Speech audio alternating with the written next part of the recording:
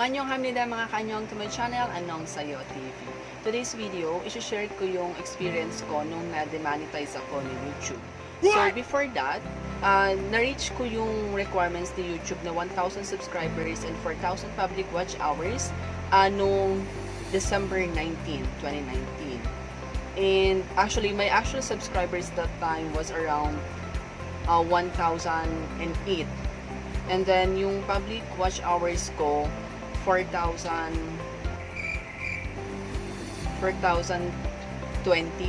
hours. Yes, 4,020 hours. Yung watch hour ko that time and 1,098 yung 1,098 subscribers. 1,008 subscribers ako noon. So, na-reach ko yon noong December 19 and then na-approve ako sa YouTube Partner Program last December 21. So, ito yung na-receive ko email. Congratulations! Your YouTube channel, AnongSayoTv cover, has been accepted into the YouTube Partner Program and is now able to monetize on YouTube. So, yun na nga. After 2 days, nung na-reach ko yun, na-approve agad ako. Kaya lang, in just 3 days, na-demonetize naman ako.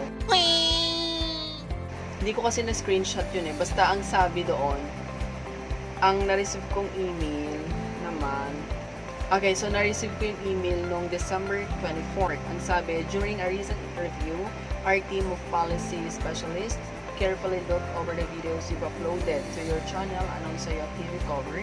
We found that a significant portion of your channel is not in line with our YouTube Partner Program policies. As of today, your channel is not eligible to monetize and you will not have access to monetization tools and features. Please go to monetization page to read more about your specific policy or specialist flag. Yun na nga, after I click on monetization page, I found out na reused content. That time, I was thinking na, paano naging reused content? Lahat kasi ng ina-upload ko, original videos ko. Wala naman akong nire-re-upload. If ever na may nire-re-upload ako, hindi naman siya na-monetize kasi duet cover yon yung kasama ko yung mga Korean artist. So, wala akong malalabag dun sa partner program kasi hindi naman ako kumikita sa video na yon. Nasa copyright owner ng song. Mostly SM Entertainment. And then, nagulat na lang ako talaga noon na nawala yung dollar sign sa Creator Studio. And someone told me na ano ba daw yung huli kong in-upload bago ako na-demonetize. So, yun na nga. Ito yung huli kong in-upload na video about Song Hekyo. And I was really happy pa naman nun sa background ko. Nadali ako sa background. Kasi ang ginamit kong background nun, since Song Hekyo and Song Joongki yung news item ko nun, ang ginawa kong background, yung clip nila from Descendants of the Sun. Though nandoon ako mismo sa video and walang sound yung background, mahigpit talaga si YouTube. So, dinemonetize niya ako because of that. What's up mga kaanyong? Welcome back to my channel, AnongSayoTv. Today, if you like this video, don't forget to hit the like and subscribe button. Also, the notification bell beside the subscribe button. See ya on my next video. In that time, nangihinayang ako na i-delete siya agad kasi sayang yung views and yung watch time. Meron akong 2,900 views nung time na yun na wala pang 24 hours. Or ilang hours pa lang siya nung in-upload ko.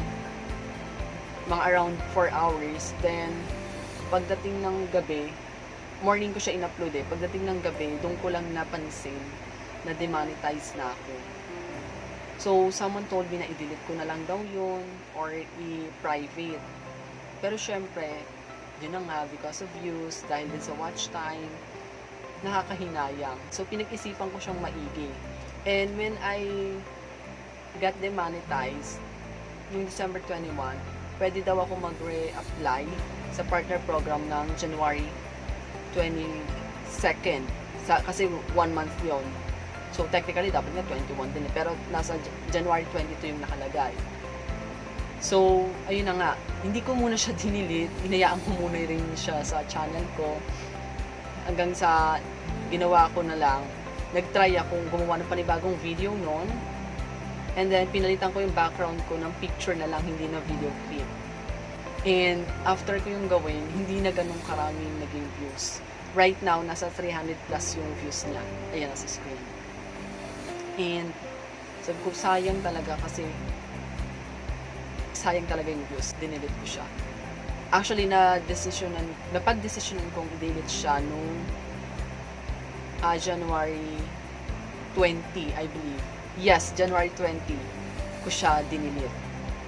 Doon ko na napag-desisyonan talaga na mag-re-apply na ako ulit sa partner program. So, I deleted it and re-applied on January 22nd.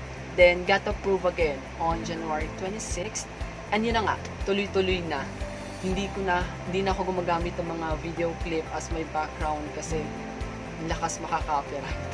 Buti na lang kamo, hindi siya copyright strike. Kung hindi, ang hirap nun kasi I believe 90 days bago siya mawala sa channel mo, yung hit na yun.